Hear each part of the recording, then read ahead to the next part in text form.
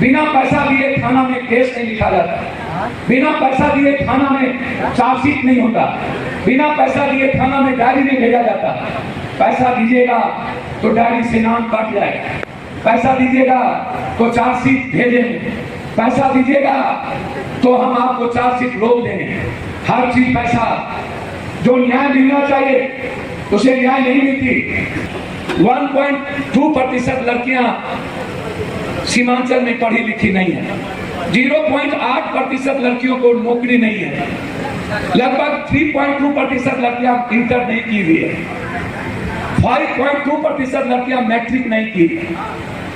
आपसे मैं पूछना चाहता हूं, यदि सीमांचल में 0.8% भी नौकरी नहीं हो, 3.2% भी परिवार में रोजगार नहीं हो, और हमारी जिंदगी बटेदारी पर हो, तैयारी मजदूर पर हो, बंधुआ मजदूर पर हो, अंडे के दुकान पर हो, फल के दुकान पर हो, सब्जी के दुकान पर हो, मांस के दुकान पर हो, खस्सी के दुकान पर हो, परचून के दुकान पर हो, तेजपत्ता के दुकान पर हो, दाल सब्जी के दुकान पर हो, जहां हम महीना 6,000 रुपया नहीं कमा पाते हैं, महीना 6,000 रुपया। कितना ऐसा परिवार है इस किशनगंज और अररिया में, जब नेता लोग आते हैं चुनाव में, जैसे रुपौली का चुनाव है, भारत का लगभग नेता मंत्री सब लोग रुपौली आ गए, सब प्रधानमंत्री नरेंद्र मोदी जी को छोड़, बस बाकी एक ही छोड़ा गया नरेंद्र मोदी जी। उसके बाद डिप्टी सीएम पत्रकार जी, ओ पत्रकार लोग सुनिएगा, नहीं तो उल्टा पुल्टा नहीं लिखिएगा, और हमारी भाषा जैसे ही उल्टा लिखिएगा कंप्लेन हो। हाँ, जैसे मैं आपको दिल से कहता हूँ, आप जो लोग हैं, मुझे आप में मैं अपने परिवार को दिखता हूँ और आप मेरे परिवार के हिस्से हैं। आपको क्या लगता है मैं राजनीति करता हूँ? कभी मैं लोगों को कहता हूँ, यदि मुझे राजनीति करनी होती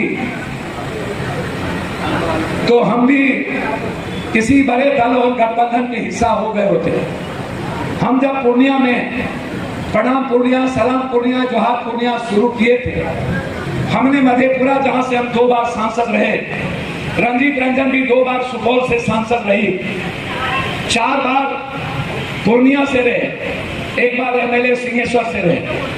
मधेपुरा मेरा गांव है, घर है, खुर्दा यहाँ से 1 घंटे की दूरी पर है। हम जब मोदी जी की लहर में चुनाव लड़ रहे थे वाइफ हस्बैंड, तो भारत में सबसे ज्यादा वोट से चुनाव जीते थे, और उस लहर में 3,86,000 मैडम चुनाव जीती। दोनों आदमी को आपकी दुआओं ने, आपके आशीर्वाद ने, ब्लेसिंग ने हमेशा बेटे के रूप में भरोसा किया आपने।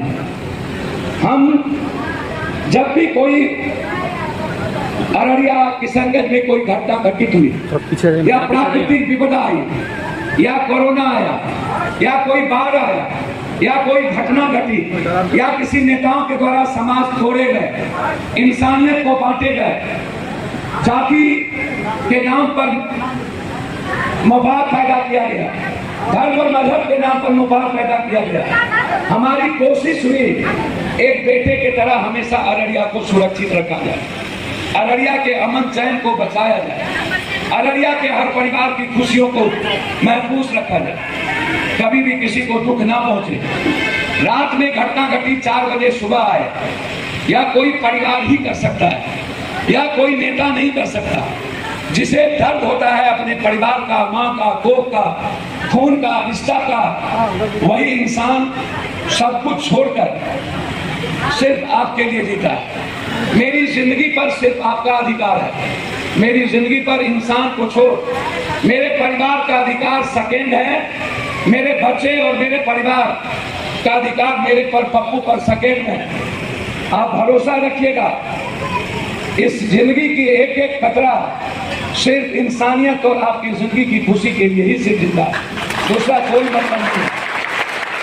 आप सोते, जीते, उठते, आप जो गरीब हैं, मिडिल क्लास के लोग हैं, जिस जात और धर्म के लोग हैं, मैं सबसे आग्रह करूंगा, आपको कोई दरवाजा ढूंढना नहीं है, आपको तकलीफ में नहीं जाना है, आप परेशान मत होइए, आप डरिए नहीं, आप गहरी चिंता मत करिए, आप अभाव में मत जिए।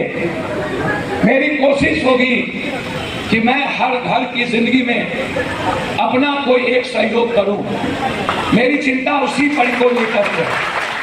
मैं जानता हूं यह जो अररिया सीमांचल कोसी है, यहाँ जो कलेक्ट्रेट में लोग बैठते हैं, ये लोग इंसान नहीं है, ये लोग रावण, ये लोग इंसानियत के दुश्मन हैं। ये जो नेता आते हैं चुनाव में, जब चुनाव में लोग एक दूसरे को बाप बनाते हैं, नेता आए, डिप्टी सीएम ने कहा मैं रुपौली को नंबर 1 करूंगा। मैंने पूछा आज प्रेस कॉन्फ्रेंस करके, 20 साल से नीतीश बाबू की पार्टी वहां विधायक हैं, 20 साल में आप एक पुल नहीं बना पाए, 20 साल में, 40 सालों में, 70 सालों में इस देश में भ्रष्टाचार नहीं खत्म हो पाया। मैं नेताओं से हमेशा पूछता हूं, कभी आप समझ सकते हैं आम आदमी के दर्द को? जब वो ब्लॉक में मोटेशन के लिए जाता है तो उनसे 40,000 1 लाख रुपया जमाबंदी मोटेशन की मांगी जाती है। आपको पता है कि सीआईसीओ और दलाल ये 3 आदमी ब्लॉक चलाता है। डीसीएलआर और एडीएम 2 साल के लिए आता है और पूरा अररिया पूर्णिया को लूट के चला जाता है। 2 साल में किसी को क्या दर्द होगा कि पप्पू यादव की माँ और पप्पू यादव की बहन, पप्पू यादव का वालिद और पिता और पप्पू यादव का भाई किस जिंदगी को जीता है? वो आता है पैसा दे करके और पोस्ट पर आके बैठता है और उसे लगता है कि जितना जल्दी 3 गुना पैसा कमा के हम चले जाए। कोई माँ बाप नहीं है देखने वाला। जब राशन कार्ड के लिए हम जाते हैं, जमाबंदी 3 साल 2 साल तक मोटेशन नहीं होता है, मोटेशन सीओ रखा रहता है। सीआई जब तक दलाली पूरी नहीं होती है, दलाल लोग जब तक 1,40,000 वसूलते नहीं है, तब तक गरीब और आम आदमी का मोटेशन जमाबंदी नहीं होता है। ये कैसे चलेगा? मैं आपको यही कहने आया, जो लोग नेतागिरी करते हैं, कोई भी पार्टी, उनसे कहिए तुम्हारी औकात है ना तो तुम 2 गरीब की जिंदगी बदल के दिखाओ। तुम नेतागिरी करते हो, तुम्हारी हैसियत है तो मुझे कलेक्टर और सीओ से न्याय दिला के दिखाओ।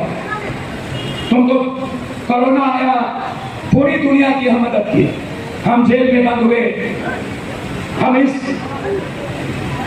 कोसी सीमांचल और बिहार के मजदूरों को अकाउंट में 2-2 हजार रुपया, 34 करोड़ रुपया से ज्यादा सारे मजदूरों को लाना, दिल्ली में अन्य शहरों में सारे मजदूरों को खाना पहुंचाना 1 महीने का, कोटा से अपने बच्चों को लाना। पूरे बिहार में जब सब लोग अपनों का लाश छोड़ देते थे, तब हम उनके लाश को उठाते थे, तब हम उनके लाश को जलाते थे। हमको क्यों नहीं कोरोना हुआ? हमको क्यों नहीं जिंदगी मरी? क्योंकि हम इंसान से मोहब्बत करते थे, इसलिए कोई रावण हमको नहीं मारता। हमारी जिंदगी इंसान के लिए थी, हमें डर नहीं था, क्योंकि मेरे सामने मेरे अपनों थे जो करा रहे थे, जिनकी जिंदगी को अलग कर दी गई थी। इसीलिए जब पटना में बाढ़ आया, मुख्यमंत्री जी घर से 11 दिन नहीं निकले, विपक्ष के नेता नहीं निकले, वहां के एमएलए भाग गए, डिप्टी सीएम भाग गए, 12 दिन अकेले पप्पू यादव को खाना खिलाना पड़ा। एक घर जाकर के 10 दिन बाद खाना खिलाते थे। पटना में क्यों? पटना में एक भी इंसान नहीं था जो हमारे बच्चों को बचा सकता था, जो मेरे बुजुर्गों, हमारी बेटी को दूध पहुंचा सकता था, जो मेरी माँ को पानी पहुंचा सकता था। आप जरा मुझे बताइए, हमारी चिंता दिल्ली और पटना की राजनीति की नहीं है, हमारी चिंता इस बात को लेकर है कि परिवर्तन कैसे होगा। अररिया में 6 आप परेशान रहते हैं, बिना पैसा दिए थाना में केस नहीं लिखा जाता, बिना पैसा दिए थाना में चार्जशीट नहीं होता, बिना पैसा दिए थाना में डायरी नहीं भेजा जाता। पैसा दीजिएगा तो डायरी से नाम काट जाएगा, पैसा दीजिएगा तो चार्जशीट भेजेंगे, पैसा दीजिएगा तो हम आपको चार्जशीट रोक देंगे। हर चीज पैसा, जो न्याय मिलना चाहिए उसे न्याय नहीं मिलती। जो ताकतवर लोग हैं, जैसे कमजोर लोगों की जमीन है और वो जमीन बगल में है, वो जमीन किसी और का है। किसी ने गलत तरीके से किसी को खड़ा करके उसकी जमीन का पर्चा कटा लिया 10 साल पहले, या किसी एक भाई से लिखा लिया, या किसी दूसरे भाई से लिखा लिया, या भाई से नहीं उसकी बहन से अब लिखाने का परंपरा शुरू हो गई, क्योंकि कानून में बहन को लेकर के अधिकार है। इसीलिए अब दलाल लोग बहन और भाई के बीच में लड़ाई शुरू करवा दी है। पहले ऐसे हालात नहीं थे। अब ये जो माफिया है, ये जो जमीन माफिया है, ये लोग बहन की चिंता नहीं करते। इन्हें लगता है कि हम बहन के अधिकार लिखवा करके हम CO, CI, DCLR, ADM से जजमेंट लेकर डिग्री ले लेंगे और थाना को पहुंचाकर हम 20 करोड़ वाली लागत की जमीन 1 करोड़ बांट देंगे, 19 करोड़ कमा लेंगे और हमारा घर भर जाएगा। ये कौन लोग? ये वही लोग हैं जो समाज में वर्चस्व सिखाते हैं, जो कहते हैं कि मैं जात का ठेकेदार हूँ, मैं कौम का ठेकेदार हूँ, मजहब मेरी मुट्ठी में है, धर्म हम जो चाहते हैं वही होता है। हिंदू दंगा कराएंगे हम हिंदू सम्राट हो जाएंगे, गाली देंगे हम फलना हो जाएंगे।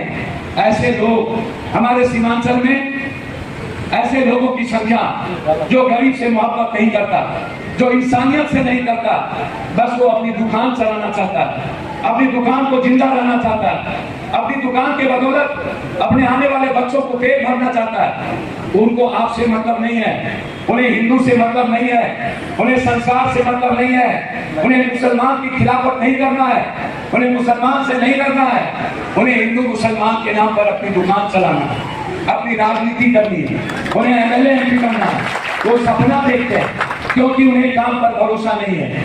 वो वीडियो के दलाल होते हैं। वो कलेक्टर को SP को बाप कहते हैं, दादा कहते हैं, वो बाबू कहते हैं। अच्छे कलेक्टर SP को कहिए, कोई दिक्कत नहीं। लेकिन जो लोग अररिया में चारागाह बना दे, अररिया में आकर के ब्लॉक से लूटने की परंपरा शुरू करें, जो लोग आधार कार्ड के लिए पैसा ले, जो लोग राशन कार्ड के लिए 3400 रुपया के बगैर ना करे, जो लोग ऐसा लोग